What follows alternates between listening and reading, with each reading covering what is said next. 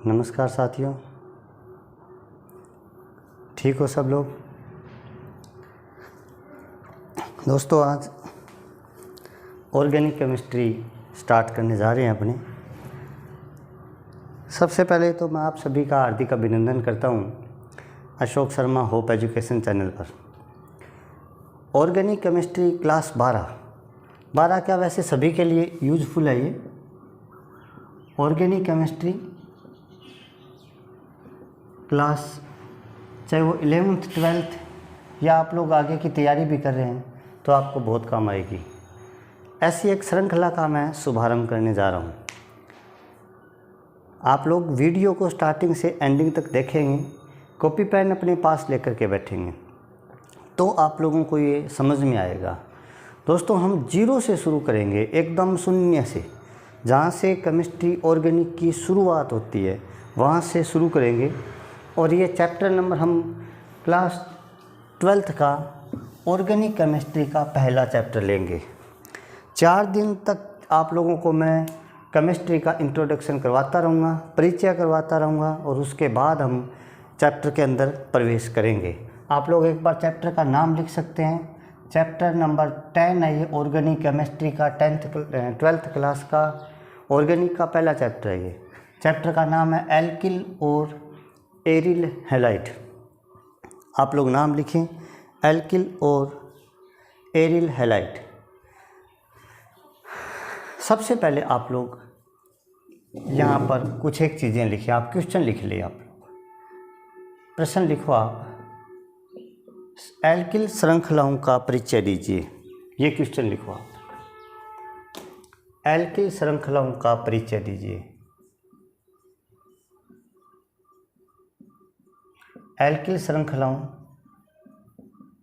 का परिचय दीजिए।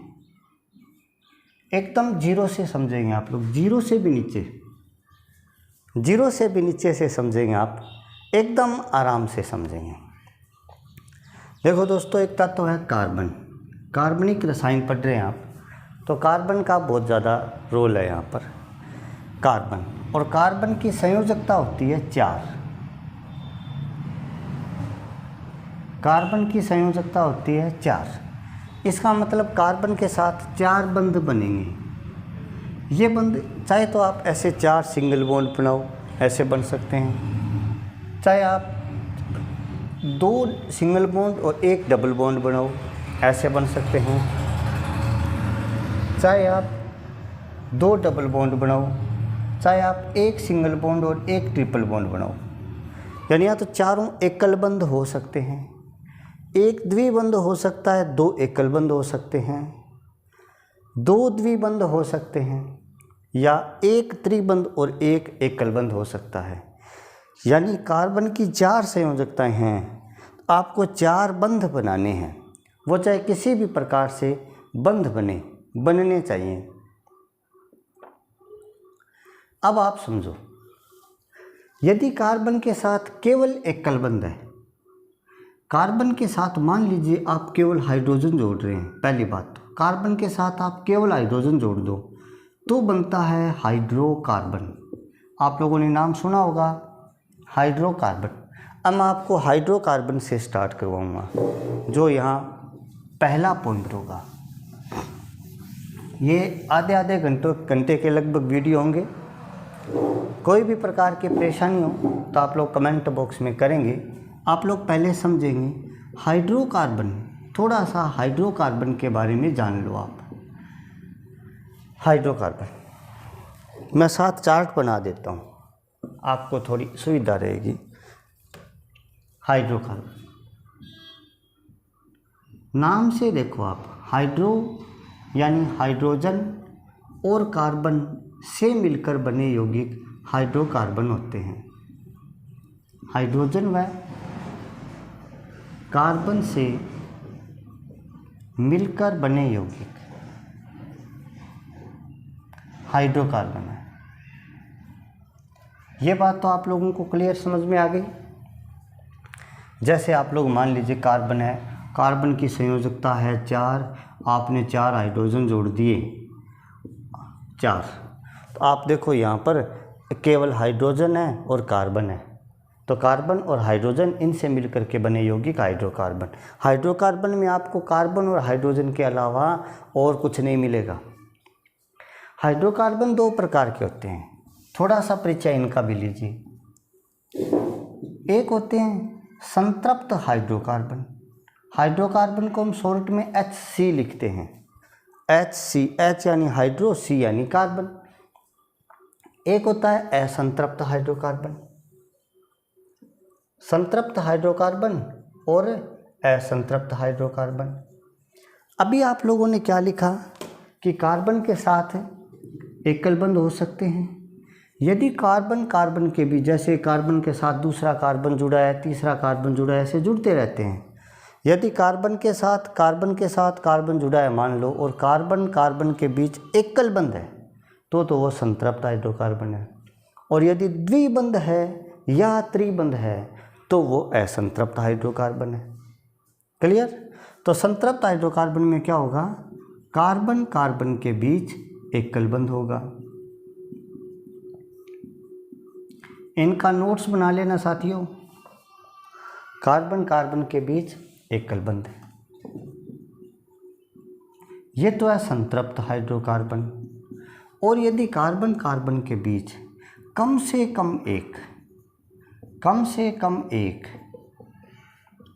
द्विबंध या त्रिबंध हो, एक ही हो जाए, तो भी वो असंतृप्त हाइड्रोकार्बन हो जाएगा। अब संतृप्त हाइड्रोकार्बन एक ही प्रकार का होता है, एल्केन। और असंतृप्त हाइड्रोकार्बन होते हैं दो प्रकार के। कौन कौन से? एल्कीन और एल्काइन।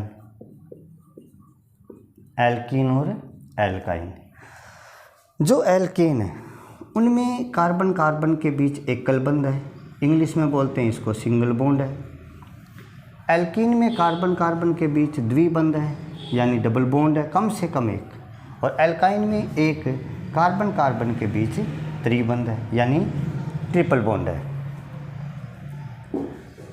इतना ध्यान रखना है एक बार कि एल्केन में एकल बंध होता है, एल्कीन में द्विबंध होता है, और एल्काइन में कार्बन कार्बन के बीच कम से कम एक त्रिबंध होता है। इस चार्ट को आप लोग बना लो आराम से, वीडियो को पॉज करके रोक के एक बार बना सकते हैं आप लोग। अब मैं आप लोगों को श्रृंखलाएँ समझाऊंगा। अब आप सबका ध्यान सामने होना चाहिए। आप आराम से ध्यान से, बहुत ही ध्यान से समझेंगे तो समझ में आएगा। आप लोग बार बार लिखते हैं ROH, RCH3। भाई ये R क्या है, कहाँ से आ जाता है ये R? हर चीज़ का प्रश्न, हर पॉइंट को आप एकदम जड़ से गहराई से समझो साथियों। ये R क्या है? देखो, जो हाइड्रोकार्बन होते हैं, जैसे कार्बन कार्बन कार्बन, कार्बन की संयोजकता होती है 4। आपको 4 कार्बन की संयोजकता के लिए कार्बन के साथ 4 बॉन्ड बनाने होते हैं। यदि आप हाइड्रोकार्बन बनाते हैं तो यहाँ पर केवल आपको हाइड्रोजन जोड़ने होते हैं, ऐसे। इसका नाम प्रोपेन है। आपको नाम यदि नहीं पता तो मैं बता देता हूँ। एक कार्बन आएगा तो मेथ है, एक के लिए मैथ, 2 के लिए एथ, मेथ एथ प्रोप ब्यूट। ऐसे बोलो, meth eth prop bute, meth eth prop bute. और 6 तक याद कर लो, पेंट हेक्स, 6 तक याद कर लो। जैसे यहाँ 3 कार्बन आई, अब इसका नाम कैसे लिखोगे आप? मैं छोटी से छोटी चीज़ बता रहा हूँ। इसका कार्बन कितने हैं गिनूँ, 1 2 3, 3 का मतलब हो गया प्रोप। अब देखो ये एल्केन है, एल्कीन है, एल्काइन है। तो देखो यहाँ कार्बन कार्बन कार्बन के बीच एकल बंध है, एकल बंध है, तो ये एल्केन है। एल्केन, एल्केन का मतलब ये क्या हो गया, एन है। अब ये पता चला आपको कि ये एल्केन है। एल्केन क्यों है? क्योंकि कार्बन कार्बन के बीच में एकल बंध है। देखो, डबल बॉन्ड होता तो ऐसी स्थिति होती, ट्रिपल बॉन्ड होता तो ऐसा होता। यहाँ तो एकल बंध है, एकल बंध का मतलब ये एल्केन है। 3 कार्बन है इसलिए प्रोप हो गया। और एक कार्बन ना एल्केन है इसलिए एन लगा दिया, तो इसका क्या नाम हो जाएगा? प्रोपेन। बात समझे आप लोग? जैसे मान लीजिए आपको ऐसे दे दिया, ऐसे दे दिया कि इसका नाम लिखो। कार्बन गिनो कितने हैं? 2 कार्बन है, ये एथ हो गया। इसके बीच में क्या है? एकल बंद, एकल बंद है ना, इसका मतलब ये एल्केन है। एल्केन है तो एन लगा दो, एल्केन एन, ये हो गया एथेन। बात समझे हो कि नहीं समझे? बिल्कुल समझ गए आप। तो ये तो छोटी सी बात थी, ऐसा आप लोग आराम से कर सकते हैं। अब श्रृंखलाएँ कैसे बनेंगी जी? अब ऐसे बनेगी श्रृंखलाएँ। आप लोगों को 6 तक तो याद हो गया होगा, meth, eth, prop, ब्यूट, paint, hex. आगे चाहो तो याद कर सकते हो, इसको सेप्ट या हेप्ट कहते हैं, आपके 12th में काम नहीं आएगा। 8 को ऑक्ट कहते हैं, 9 को नोन कहते हैं और 10 को डेक बोलते हैं। हालांकि आपको 6 तक याद करना चाहिए, मैथ, एथ, प्रोप, ब्यूट, पेंट, हेक्स। अब आप ध्यान से समझो कि कैसे कैसे श्रृंखलाएं बनेगी, इनको आप नोट कर लो।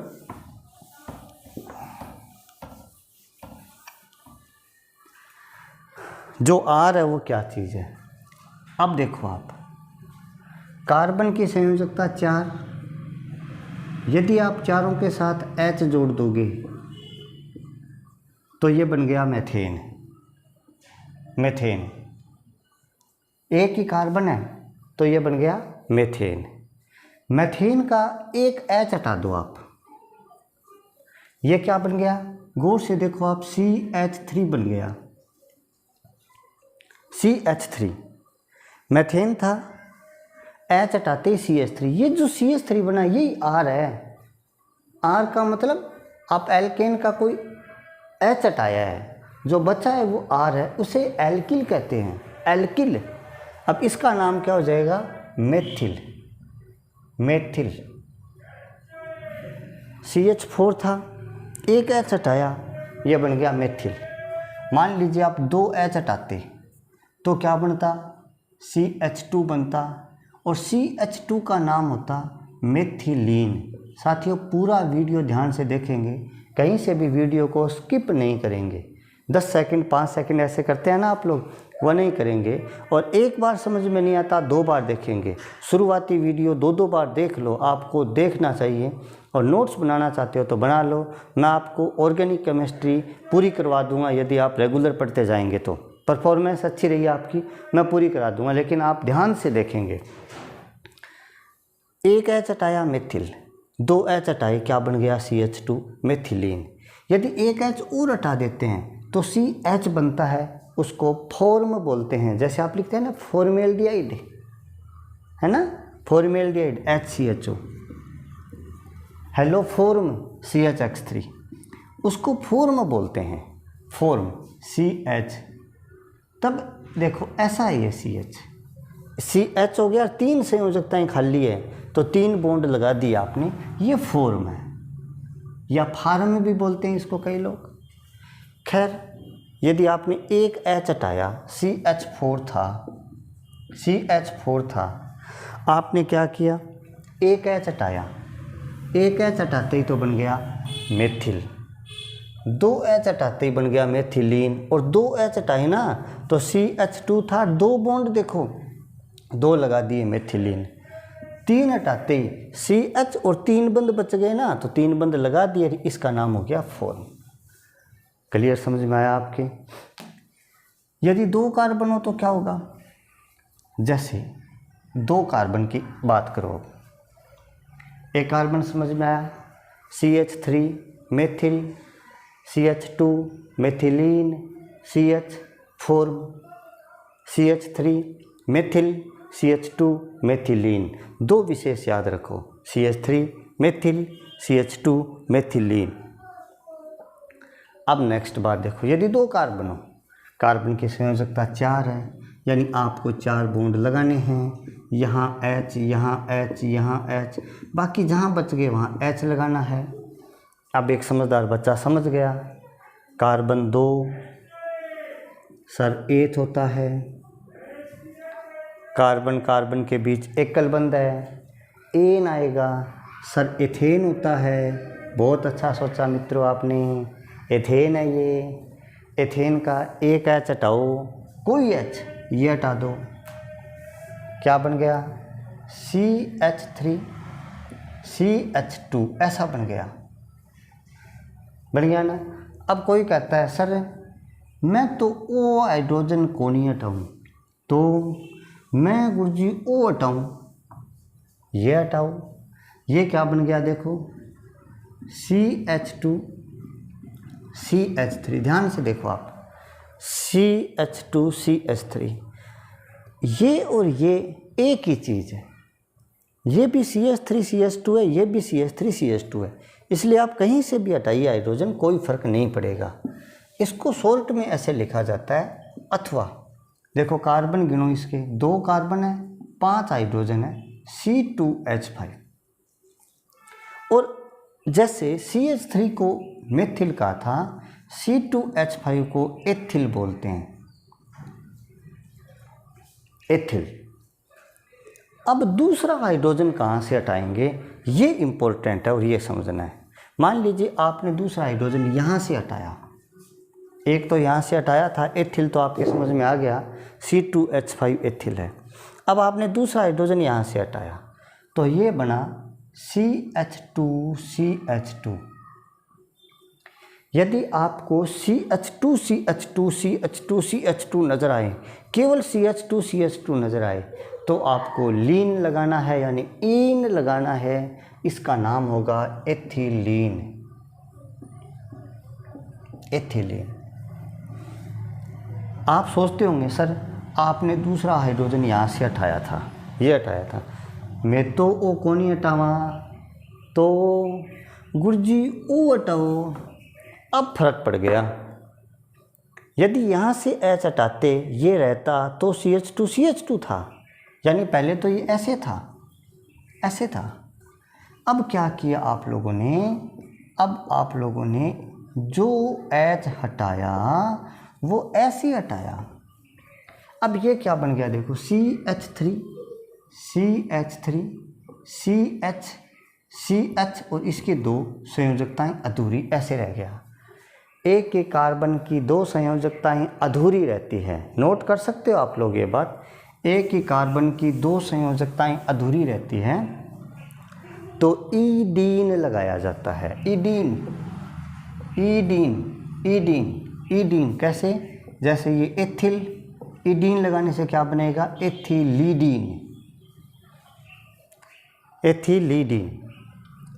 अब देखो एक कार्बन की कितनी श्रृंखलाएं बनी, 3 बनी, कौन कौन सी, CH3 methyl, CH2 methylene, CH4।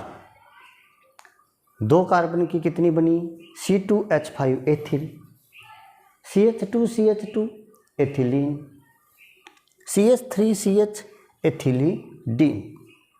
Clear, ठीक।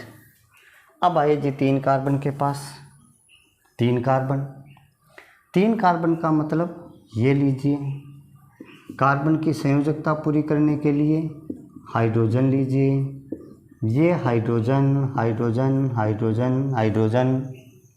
3 कार्बन को क्या बोलते हैं, meth eth prop, prop. Carbon carbon के बीच बॉन्ड कौन सा है, एकल बंध, एकल बंध को क्या कहते हैं, एल्केन, यानी ये हो गया एन, एन का मतलब ये हो गया प्रोपेन, प्रोपेन। नाम समझ में आया, बिल्कुल। अब H हटाओ, अब कहाँ से हटाओगे, ये महत्वपूर्ण होगा। मैं प्रोपेन कई 2-3 बना देता हूँ,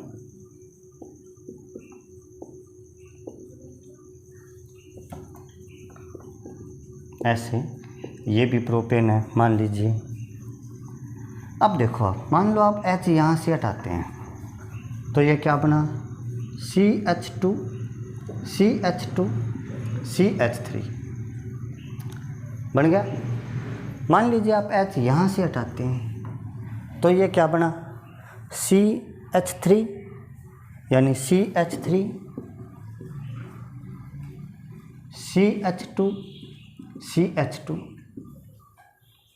यदि आप पहला या अंतिम हाइड्रोजन हटाते हैं इन दोनों में से कोई एक, तो एक ही संरचना बनी CH3 CH2 CH2 CH3 CH2 CH2। ये प्रोपिल है। कौन सा प्रोपिल है इसका डिसाइड अभी करेंगे। अब आप कहेंगे सर हम तो हाइड्रोजन ये नहीं हटाएंगे, तो हम तो हाइड्रोजन ये हटाएंगे, ये हटाएंगे, यानी इसका बताता हूँ आपको। हम तो हाइड्रोजन ये हटाएंगे। हटाओ, ये क्या बनेगा CH3। देखो आप CH3 CH और CH3, चाहे इसको नीचे जोड़ दो आगे जोड़ दो, इससे फ़र्क नहीं पड़ेगा, कहीं जोड़ो चाहे। CH3 CH CH3 ये बन गया, ये भी प्रोपिल है। पहले तो आप इन दो के नाम देखो, ये भी प्रोपिल, ये भी प्रोपिल। अब एक नियम लिख सकते हो आप, यदि किसी श्रृंखला में लिख सकते हो आप, यदि किसी श्रृंखला में एक CH3 शेष CH2, एक तो CH3 और शेष CH2, तो उसे नॉर्मल श्रृंखला कहते हैं। एंड नॉर्मल, यदि किसी भी श्रृंखला में एक CH3 है बाकी सारे CH2 है, तो उसको क्या कहते हैं, एन श्रृंखला, यानी नॉर्मल श्रृंखला कहते हैं। एन, जैसे आप इसमें देखो CH3 CH2 CH2, एक CH3 है, शेष सारे क्या है CH2 है, तो इसको कहेंगे एन, यानी एन प्रोपिल। इसको एन नहीं कहेंगे। क्यों नहीं कहेंगे? क्योंकि एन की क्या विशेषता है, एक CH3 और शेष सारे CH2 हो, तो नॉर्मल हो गया एक CH3 बाकी सारे CH2 एन। ये लिख लो, नोट कर लो, यदि श्रृंखला में एक CH3 हो शेष CH2 हो तो नॉर्मल कहते हैं। दूसरी एक और नोट कर लो रजिस्टर में, क्या नोट करोगे, CH3 CH3 को आइसो कहते हैं। CH3 CH3 को क्या कहते हैं, आइसो, यानी आइसो श्रृंखला वो होगी जिसमें CH3 CH3 होगा। क्लियर। अब आप इसको ऐसे भी लिख सकते हैं, एक श्रृंखला ये भी बनती है ऐसे। अब है तो ये भी प्रोपिल, है तो ये भी प्रोपिल, लेकिन इसकी क्या खास बात है, देखो आप CH2 methylene, CH2 CH2 ethylene, CH2 CH2 CH2 यानी प्रोपिलीन। बात समझे कि नहीं समझे? यदि 4 कार्बन होते तो ब्यूटिलीन। तो साथियों इतनी श्रृंखलाओं को आप एक बार नोट करो। आगामी और बताता हूँ आपको मैं। Methylene form, ethyl ethylene ethylidene, n propyl isopropyl propylene. Propylidene भी बनती है लेकिन आपके 12th में नहीं है, इसलिए मैं वहाँ तक आपको नहीं करवा रहा। वीडियो पॉज करके नोट कर सकते हैं आप। अब मैं आपको आगामी श्रृंखलाएं और कराता हूँ।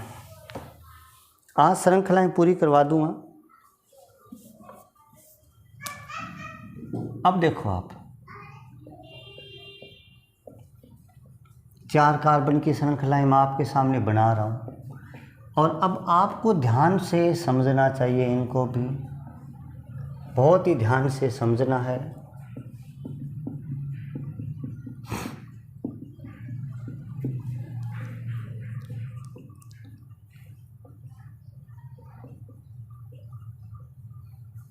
पांच श्रृंखलाएं बनेगी ऐसे। ये श्रृंखलाएं तो पेपर वाला देगा, आपको ज़्यादा टेंशन नहीं लेनी है।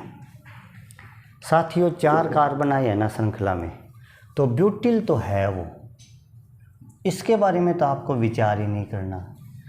लेकिन आपको मैंने क्या बताया, एक CH3 बाकी सारे CH2 तो उसको क्या कहते हैं, एन ब्यूटिल कहते हैं उसको, नॉर्मल ब्यूटिल कहते हैं उसको। तो ये क्या हो जाएगा, एन ब्यूटिल।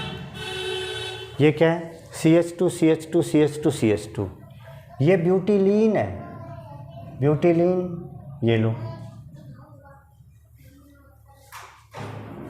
ये क्या है, CH3 CH CH3, CH3 CH CH3 आते ही CH3 CH3 आते क्या होगा, आइसो। कार्बन कितने, 4, तो ब्यूटिल, आइसोब्यूटिल, ठीक है। एन ब्यूटिल, आइसोब्यूटिल, ब्यूटिलिन, 3 तो आ गई समझ में। अब नेक्स्ट ब्यूटिल तो ये भी है, लेकिन आप देखो क्या ये एन ब्यूटिल है, आपका उत्तर होगा नहीं है। क्यों नहीं है, क्योंकि नॉर्मल में तो एक CH3 होता, बाकी सारे CH2 होते हैं। यहाँ तो CH3 2 आ गए, एन तो नहीं है। आइसो, सर आइसो सी लग गया, मैंने लग गया को नहीं है। क्यों नहीं है, क्योंकि आइसो में CH3 CH3 होता है, मैंने नियम लिखवाया।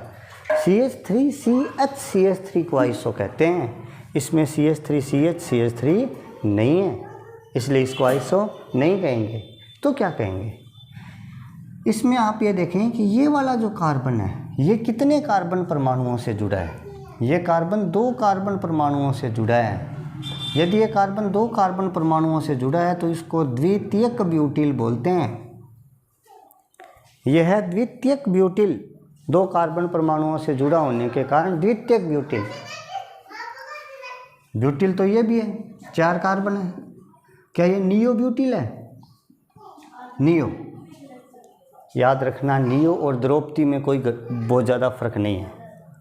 द्रौपदी के कितने पति थे, 5। नियो में कम से कम 5 कार्बन होंगे। कई बच्चे सोच रहे हैं इसको कि सर नियो है, नियो में मिनिमम 5 कार्बन होंगे। यहाँ तो कार्बन 4 है, तो नियो की संभावना खत्म हो गई है, नियो नहीं है। तो क्या है, क्या नॉर्मल है, नहीं है। नॉर्मल क्यों नहीं है,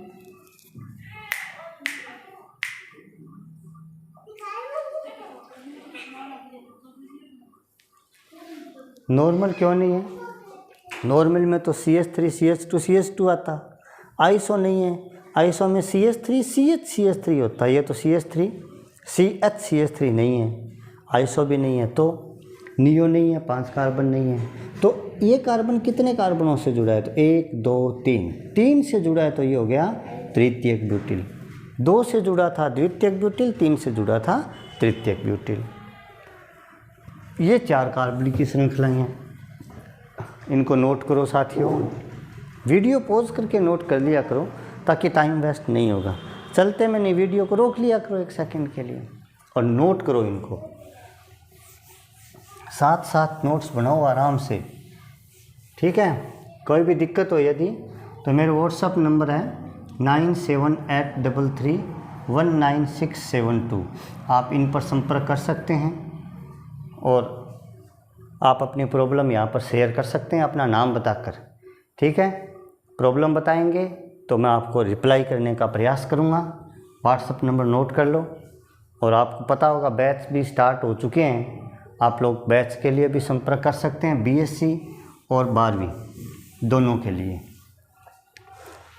अब आगे आता है 5 कार्बन की श्रृंखलाएं। अब ना आप लोग बताएंगे उत्तर, सोचोगे माइंड में और मैं लिखूँगा, वो तुरंत आपके माइंड में क्लिक करना चाहिए।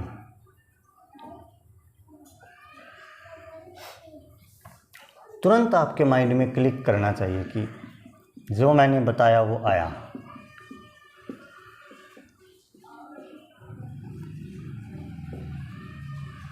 जो आपके सिलेबस में है इतना ही पढ़ लेंगे हम लोग, बहुत ज़्यादा पढ़ने की ज़रूरत नहीं है। 4-5 श्रृंखलाएँ आप लोगों को रटनी भी पड़ेंगी।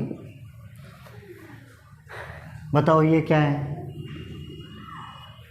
देखो एक CH3 बाकी सारे CH2, दिक्कत ही नहीं है। N 5 कार्बन है इसलिए पेंटिल। ये क्या है, आइसोपेंटिल। आइसो सोच रहे हो यदि तुम लोग तो गलत सोच रहे हो। आइसो में CH3 CH3 आना चाहिए, यहाँ CH3 CH3 नहीं है, ये आइसो नहीं है। ये कार्बन न ये नॉर्मल है न ये आइसो है। तब आपको देखना है ये पेंटिल तो है लेकिन ये कार्बन 2 कार्बन परमाणुओं से जुड़ा है, इसलिए इसका नाम हो जाएगा द्वितीयक पेंटिल। ये है नियोपेंटिल, इसमें 5 कार्बन 1 कार्बन बीच में, ये नियोपेंटिल है, यह खास संरचना है। ये वाली तो CH3 CH3 आ रहा है ना यहाँ पर, तो ये है आइसोपेंटिल। ये तो आपके माइंड में आ गई होगी, पेंटिलीन, या यही नहीं आई? ये नहीं आई तो फिर गलत है बात, इनको नोट करो। तो ये है साथियों एल्किल की कुछ एक खास संरचनाएं। अब मैं आप लोगों को रटने वाली 4-5 संरचनाएं और बता रहा हूँ, वो तो रटनी पड़ेगी भाई, उसका मेरे पास कोई इलाज नहीं है।